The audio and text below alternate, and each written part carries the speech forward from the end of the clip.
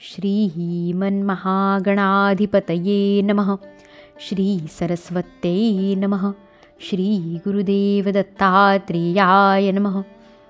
ओम नमो भगवते वासुदेवाय।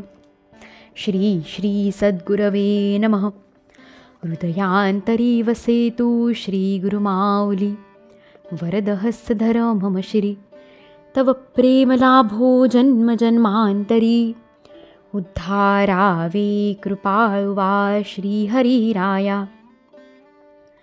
श्रीमद्भागवत महापुराण अथ षोडशोऽध्यायः।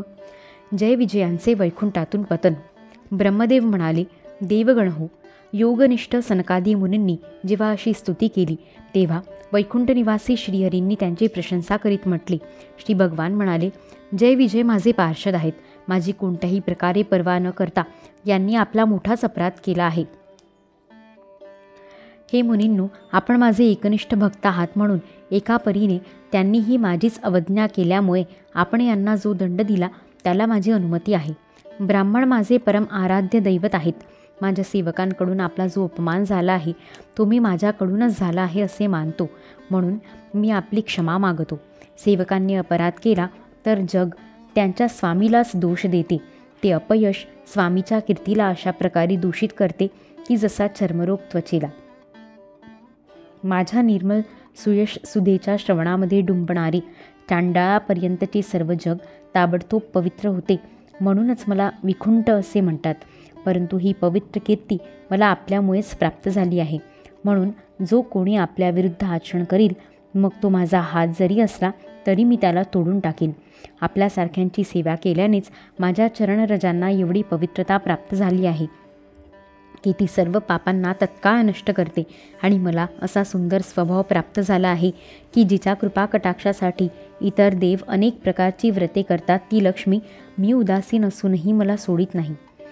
जे आपले संपूर्ण कर्मफल मला अर्पण करून सदैव संतुष्ट राहतात ते निष्काम ब्राह्मण जेव्हा तुपाने युक्त निरनिराळ्या पक्वान्नांचे भोजन करताना घासाघासाला तृप्त होतात, तेव्हा त्यांच्या मुखाने मी जसा तृप्त होतो तसा यज्ञामध्ये अग्निरूप मुखामध्ये यजमानाने दिलेल्या आहुती ग्रहण करूनही होत नाही. योगमायेचे अखंड आणि असीम ऐश्वर्य माझ्या अधीन आहे. तसेच ज्याची चरणोदक अशी गंगा चंद्रमस्तकावर धारण करणाऱ्या शंकरांसहित सर्व लोकांना पवित्र करते, असा असूनही मी ज्यांच्या पवित्र चरणरजांना माझ्या मुकुटावर धारण करतो त्या ब्राह्मणांनी शाप दिला तरी तो कोण सहन करणार नाही. ब्राह्मण, दुभत्या गायी आणि अनाथ प्राणी हे माझे शरीरच आहे. पापांमुळे विवेकदृष्टी नाहीशी झाल्यामुळे जे लोक यांना माझ्यापासून वेगळे मानतात त्यांना मी नियुक्त केलेल्या यमराजाचे गिधाडासारखे दूत, जे सापाप्रमाणे रागीट आहेत, ते अत्यंत रागाने आपल्या चोचींनी टोचतात.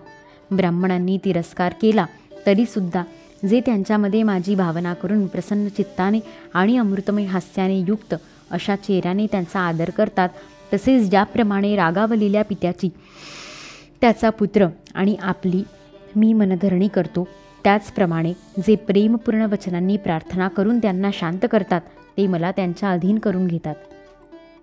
माझ्या या सेवकांनी माझे मनोगत न समजल्याने आपला एवढा अपमान केला आहे.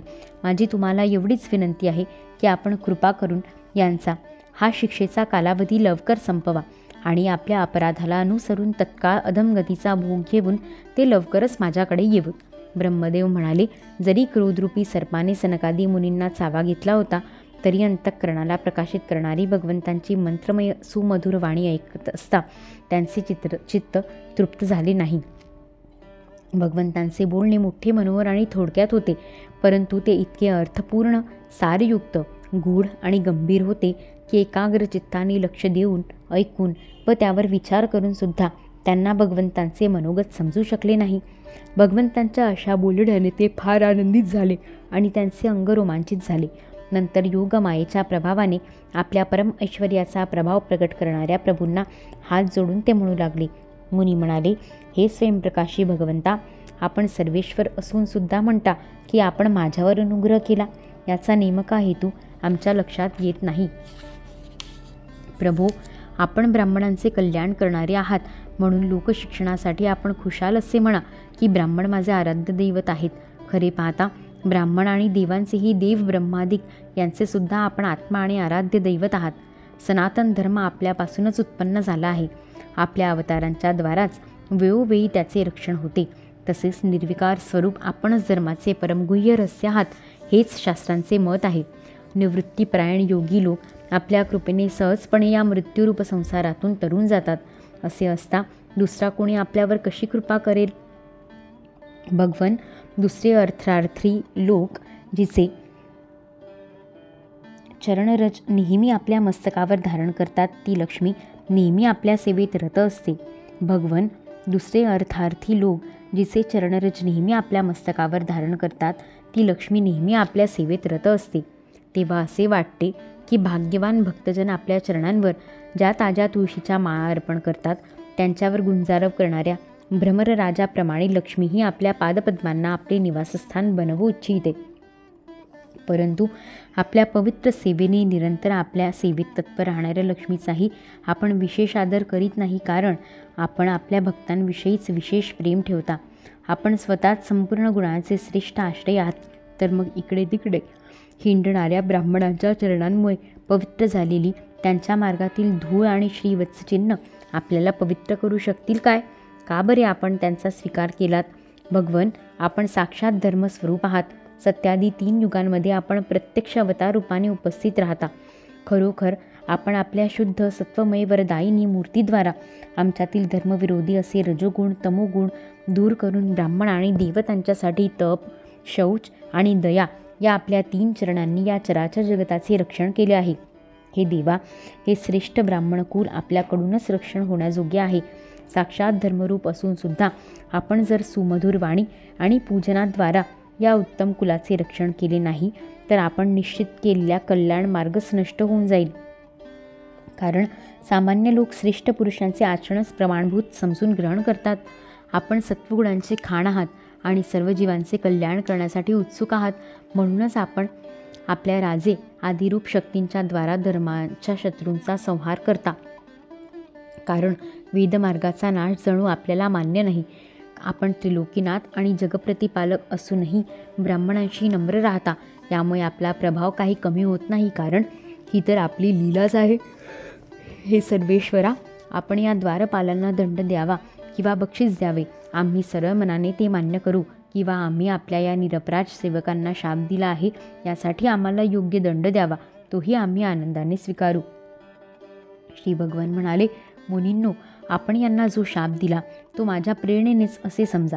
आता यांना लवकरच दैत्य योनी प्राप्त होईल आणि या योनीत क्रोधावेशाने वाढलेल्या एकाग्रतेमुळे ते माझ्याशी युक्त होऊन पुन्हा लवकरच माझ्याकडे येतील. श्री ब्रह्मदेव म्हणाले, त्यानंतर त्या मुनिवरांनी नयनाभिराम भगवान विष्णू आणि त्यांच्या स्वयंप्रकाशी वैकुंठधामाचे दर्शन घेऊन प्रभूंना प्रदक्षिणा घातली आणि त्यांना नमस्कार करून त्यांची आज्ञा घेऊन भगवंतांच्या ऐश्वर्याचे वर्णन करीत मोठ्या आनंदाने ते तिथून परत गेले. नंतर भगवान आपल्या सेवकांना म्हणाले, जा, मनात कोणत्याही प्रकारची भीती बाळगू नकोस. तुमचे कल्याण होईल. सर्व काही करण्याचे सामर्थ्य असूनही मी ब्रह्मतेज मिटवू इच्छित नाही, कारण मला असेच अभिप्रेत आहे. मी जेव्हा योगनिद्रेत रमलो होतो तेव्हा तुम्ही प्रवेश करणाऱ्या लक्ष्मीला दारातच अडवले होते. तिने क्रोधाने त्यावेळेस तुम्हाला हा शाप दिला होता.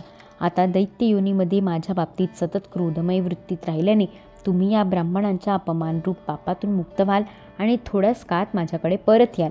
द्वारपालांना अशा प्रकारे सांगून भगवंतांनी अनेक प्रासादांनी शोभणाऱ्या आपल्या सर्वाधिक वैभवाने संपन्न धामामध्ये प्रवेश केला. जे देवश्रेष्ठ जय विजय त्या निवारता न येणाऱ्या ब्रह्मशापाच्या योगाने त्या भगवत धामातच निस्तेज होऊन त्यांचा गर्व गळून पडला. पुत्रांनो, जेव्हा ते वैकुंठ लोकातून खाली येऊ लागले तेव्हा तेथे श्रेष्ठ प्रसादात बसलेल्या वैकुंठवासियांमध्ये मोठा हाहाकार उडाला. यावेळी दितीच्या गर्भात जे कश्यपांचे उग्रतेज राहिले आहे त्यात भगवंतांच्या त्या थोर पार्षदांनीच प्रवेश केला. त्या जुळा असुरांच्या तेजामुळेच तुम्हा सर्वांचे तेज फिके पडले आहे. यावेळी भगवंतांनाच असे करावयाचे आहे. जो आदिपुरुष विश्वाची उत्पत्ती, स्थिती आणि लयाला कारणीभूत आहे, त्याची योगमाया मोठमोठे योगीजनसुद्धा महत्प्रयासाने पार करतात. तो सत्वादी 3 गुणांचा नियंत्रक श्रीहरीच आमचे कल्याण करील. या विषयात आम्ही अधिक विचार करून काय लाभ होणार आहे. अध्याय 16 समाप्त. इति श्रीमद्भागवते महापुराणे पारमहंस्यां संहितायां तृतीयस्कन्धे षोडशोऽध्यायः। यदक्षरपदभ्रष्टं मात्राहीनं तु यद्भवेत् तत्सर्वं क्षम्यतां देव नारायण नमोऽस्तु ते।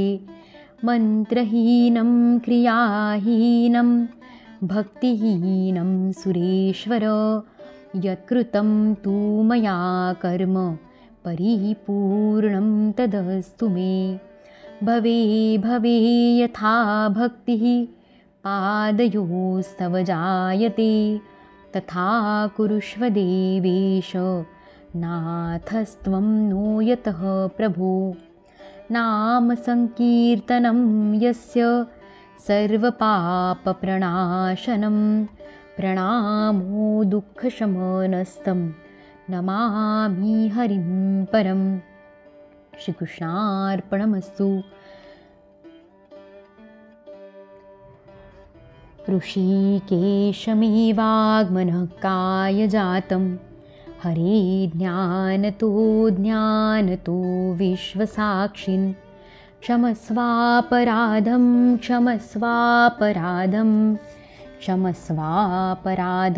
प्रभो क्लिन्नचित्त।